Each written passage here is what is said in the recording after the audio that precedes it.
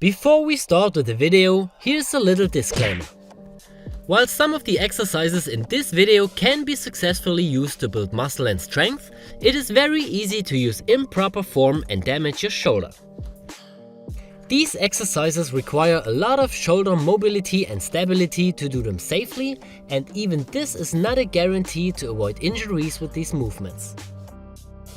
In addition, they also offer no real benefit over similar exercises with a less dangerous shoulder position. Alright, now let's start with the first shoulder killer, and here we got muscle ups. To make it more precise, we talk about the chicken wing and the muscle up without flared elbows. Both put your shoulders into a bad position with a lot of stress for your tendons, joint capsules and the ligaments. So when doing muscle ups, always do the transition with both arms at the same time and try to keep your elbows as close as possible to your body. We know that this can be really hard, especially if you struggle to do even one muscle up. So in order to learn the right technique and maintain a healthy shoulder, we suggest band muscle ups. The band makes this exercise a lot easier, and it ensures that you can focus better on the correct transition, shoulder position and technique in general. If you want to know more about muscle ups, we linked you a complete tutorial in the description. The second shoulder killer are upright dips. If you're doing your dips like that, you create an excessive shoulder extension under the load of your whole body weight. Most people go way past their active range of shoulder extension in the bottom position of the exercise. So instead of stabilizing this position with their delts, pecs and triceps, they put pressure on the passive structures of the joint, namely the shoulder capsule and the ligaments. In order to keep your shoulders safe, we suggest to lean forward. As you can see, this variation creates less shoulder extension and with that ensures shoulder stability and proper muscle work instead of joint pressure. The forward leaning dip is not only way more shoulder friendly, it's even way better to work your chest. So if you've experienced shoulder or even sternum pain while doing dips, try this version over the upright one. The third shoulder killer are kipping pull-ups. A huge downside of kipping pull-ups is that they are much more likely to cause excessive strain and injury to muscle and connective tissues than regular pull-ups. Stabilizing your body on the way down when doing a pull-up with momentum is much harder as when you do it strict. Especially when you combine the kipping movement with an excessive arch in your lower back and a huge range of motion in your shoulder joint. Kipping in general demands greater joint stability, mobility, flexibility and control as the strict movement. If you can't control the movement in every rep, you can easily create shoulder, elbow and lower back injuries.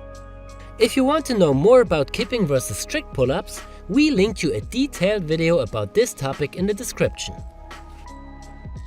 The fourth shoulder killer are behind the neck pull-ups. During the behind the neck pull-up, your shoulders are in an external rotation and abduction.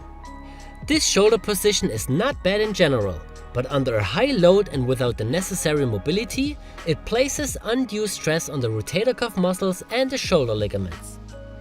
Your neck is also at risk for injury as it is forced into forward flexion to get your head in front of the pull-up bar. Many people do this exercise because they assume that they can get a better activation of the lat muscles. But in fact, regular pull-ups produce greater muscle activity in the lats than the behind the neck version does.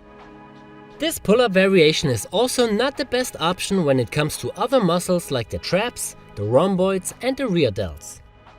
Here you should stick to any kind of rowing exercise or arched back pull-ups.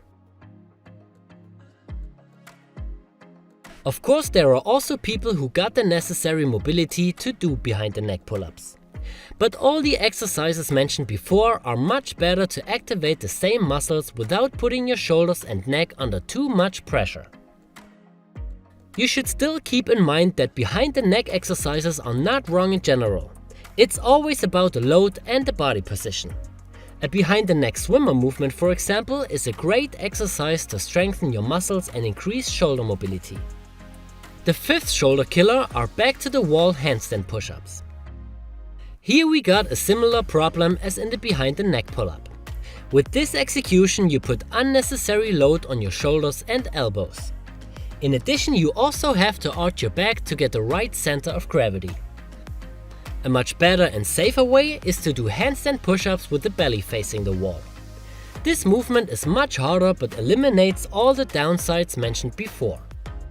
This execution allows you to do the exercise with a straight back, a much safer shoulder position, and also with a higher range of motion.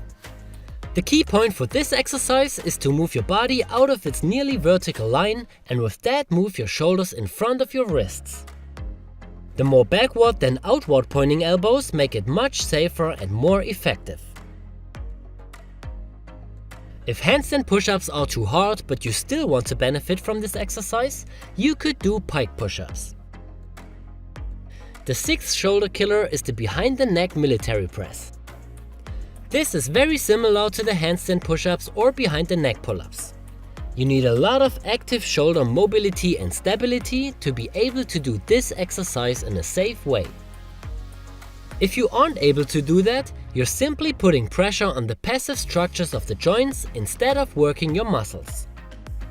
In addition, it doesn't afford any benefit over pressing from the front, so why even consider this exercise in the first place? The seventh and last shoulder killer are upright rows. Upright rows are strongly connected to shoulder impingement. This has to do with the position of your arms and shoulder while performing this movement. When you do the upright row, the upper arms rotate internally around the shoulder. While internal rotation itself is not necessarily bad for your shoulders, the problem comes when you raise the arms up and add resistance in that position. Every time you raise the weight, a small tendon in your shoulder can get pinched by the bones in and around your shoulder. This may not hurt immediately. It may not even hurt for a long time, but the tendon will gradually become worn down and damaged. You may not even know you have a problem until one day you feel a strong pain. Since there are better exercises to target your front and middle delts, like the dumbbell scaption or lateral raise, there is no real reason to do upright rows. Alright guys, we hope we could help you to make your workout safer and more effective. If you are looking for a step-by-step workout guide that helps you to avoid all the common workout mistakes, you should head over to calimove.com. Our workout programs are built upon scientific research and come as a day-by-day online course you can follow easily. You get high-quality videos, animations, an intuitive layout, and all other important things a good program needs. Benefit from our experience as athletes, trainers, and therapists. If you like this video, don't forget to like, subscribe, and activate the notifications. My name is Alex, and I see you in the next video.